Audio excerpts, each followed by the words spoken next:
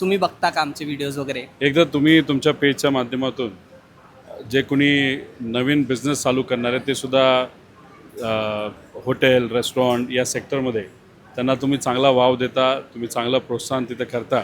काही लोक फॉलो करतात आणि मग एखाद्या रेस्टॉरंटबद्दल नाही तर ज्या विषयामध्ये तुम्ही काम करता त्या विषयाचे जे तुमचे फॉलोअर्स आहेत त्यांना कळतं हे नवीन काहीतरी इथं सुरू झालं आहे. मग या व्यावसायिकांनासुद्धा त्याचा फायदा तिथं होतो. त्यामुळे तुमचा रोल हा खूप महत्त्वाचा आहे.